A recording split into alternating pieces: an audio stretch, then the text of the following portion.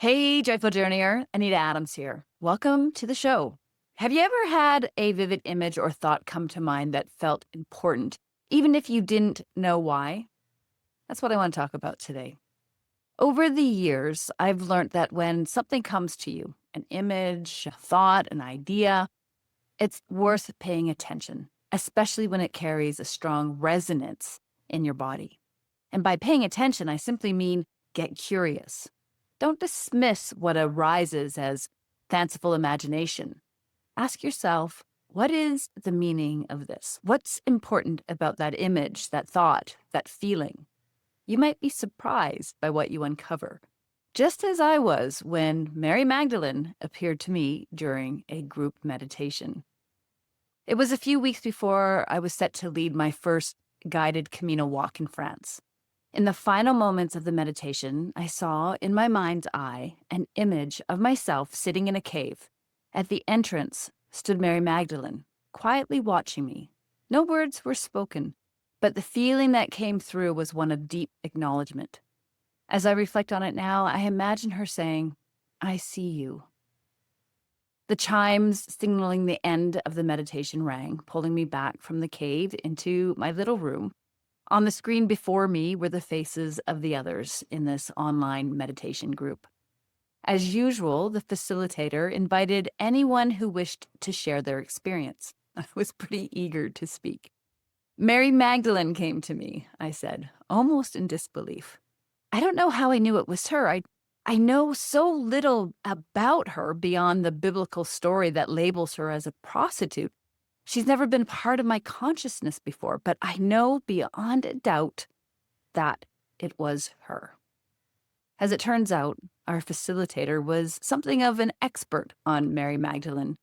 She didn't believe it was mere coincidence that this vision appeared to me just days before my journey to southern France, the very place where Mary is said to have lived after the crucifixion. And the fact that she appeared to me in a cave, well, that too was no small detail. My curiosity was ignited. I needed to learn more about this woman, her story, and why she would come to me in that moment. That curiosity has led me down a beautiful path, and today's episode is about what I've learned so far and what that vision has come to mean to me, and perhaps to you as a fellow traveler on this joyful journey. Here's the first thing that I learned about Mary Magdalene. She was not a prostitute. In fact, she was one of Jesus's closest disciples, often described as the apostle to the apostles. After the crucifixion, she became a teacher of what she called the way, a path of inner awakening and direct communion with the divine. That later story of her being a prostitute was a fabrication of the institutional church, which sought to control the narrative of early Christianity and diminish Mary's influence. In the early centuries after Jesus' life, there were many gospels written, numerous accounts and teachings about Christ and the resurrection. These texts offered diverse and sometimes contradictory interpretations of his message. By the early 4th century, the church sought to establish a single unified doctrine and to suppress anything that didn't align with emerging orthodoxy. Mary's teachings, with her emphasis on inner divinity and spiritual equality, were considered heretical, a threat not only to the church's authority, but also to male dominance. In the early phases of Christianity, during the 1st and 2nd centuries, women held significant roles in spiritual leadership. They served as apostles, deacons, teachers, prophets, and leaders of early house churches, which were gatherings that often met in private homes, many of which were hosted and led by women. But by the 3rd century, that began to change as Christianity became more institutionalized and aligned with the hierarchical structures of the Roman Empire. Patriarchal norms took hold. Church fathers increasingly emphasized female subordination, drawing on interpretations of Eve's role in the fall. Some even described women as the gateway of the devil, and theological writings began to portray women as naturally inferior to men. The institutional church gradually restricted spiritual leadership to men, prioritizing a male priesthood and pushing women into subordinate roles. Mary's teachings, which had gained popularity, were therefore seen as dangerous. Her image was recast into that of a repentant sinner, despite there being no biblical bias for this association. This shift effectively diminished her standing as a respected spiritual teacher and aligned neatly with the church's agenda to consolidate male authority. However, it wasn't only because Mary was a woman that her status was reduced. It was also because her teachings posed a direct challenge to the church's growing institutional power. Mary taught that the path to God is found by turning inward, by connecting with the soul. She believed, as do I, that the divine resides within each and every one of us. Her message was simple yet profound. Our soul is pure love, and by opening ourselves to that love, we awaken to the divine presence within. The Gospel of Mary reveals that a direct relationship with God does not require an intermediary.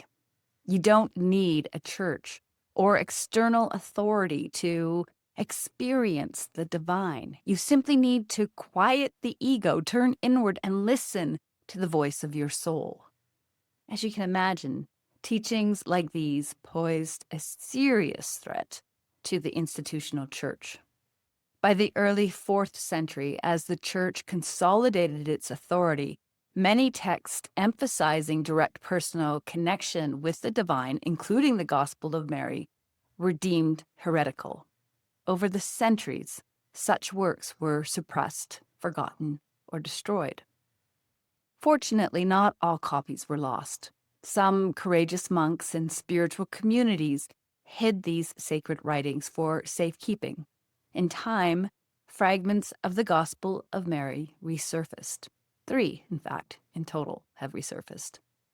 The most complete version, a 5th century Coptic text, was discovered in Egypt and later acquired by a German collector in Cairo in 1896.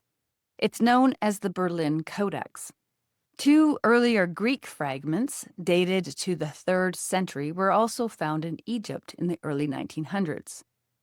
Though incomplete, these surviving fragments offer a remarkable window into Mary Magdalene's teachings, revealing a vision of the soul's journey and the intimate, direct relationship each of us can have with the divine. It wasn't until 1969 that the Catholic Church officially removed the label of prostitute from Mary Magdalene's title. And in 2016, Pope Francis elevated her feast day to the rank of Apostles of the Apostles, a symbolic restoration of her rightful place as a foundational figure in Christian tradition. What intrigues me most about this story is how deeply Mary Magdalene's teachings align with my own belief that the divine resides within each of us. She taught that the way to God is by going inward, by trusting the wisdom that lives within the soul. Her path was known as the way. The practice I teach is called the wisdom way. Has Mary Magdalene been working through me? I don't know, but I love that possibility. That she would come to me during a meditation and that the vision would unfold in a cave, well, that feels profoundly meaningful. When I explored the symbolism of caves, I learned they're often seen as the womb of the earth, a place of retreat, transformation, and rebirth. Being inside the cave suggests a time of deep inner work and reflection. Caves are also traditionally places of revelation where one receives wisdom through stillness and solitude. That symbolism mirrors Mary's own teachings about turning inward to access deeper truth. Her standing at the entrance of the cave feels symbolic too. One interpretation is that she was serving as a guardian of the threshold, holding space as I prepared to step into a new chapter or a deeper way of seeing. She didn't need to say anything. Her presence alone carried the message, I see you. The timing of this visitation, just weeks before I was to lead a pilgrimage in France, didn't feel like a coincidence either. Southern France is steeped in Mary Magdalene's energy, with legends of her retreating to the caves of St. Baume. This felt like a moment of soul recognition, a quiet affirmation of the path I've been walking as a guide and student of inner wisdom. Stepping into this work, helping others connect with the wisdom within, has been a journey of continual learning for me. This visitation from Mary Magdalene may have been a gentle reminder rather than a declaration, an invitation to trust more deeply, to keep listening, and to continue sharing what I learn along the way. There's one more aspect of the story that fascinates me. Mary Magdalene's gospel was hidden for nearly 2,000 years, and yet, within the last 2 centuries, 3 fragments of her teachings have resurfaced. That timing feels significant. Why now? Perhaps it's because more of us are ready to receive her message, to understand it, and to live it. Perhaps this moment in our collective evolution is finally ripe for remembering a truth that was once considered too radical, that God is not out there somewhere, but within each of us, accessible to all. Her teachings call us to return to love, love of self, love of others, love of all that is. My journey toward understanding Mary Magdalene's teachings has only just begun. I don't claim to be an expert. What I share with you is simply what I'm learning, sensing, and exploring within my own heart. This is a journey of remembering, a journey inward, and I believe it's one we're meant to walk together. So I invite you to join me. Let's continue to explore, to listen deeply, and to rediscover the wisdom that lives within us all.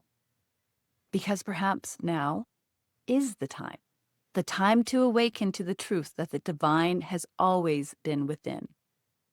When something speaks to you, whether in meditation, through a dream, or in a quiet stillness between moments, let curiosity guide you. That's often how the divine gets our attention. And if you'd like to explore these teachings more deeply, I invite you to pick up a copy of Whispers of the Soul. My hope is that, like Mary Magdalene's message, it helps you remember the wisdom that has always been within you. Thank you for joining me on this journey today, Joyful Journeyer. Keep listening to the whispers of your soul, and may you walk each step with curiosity, courage, and love. Until next time, bye for now.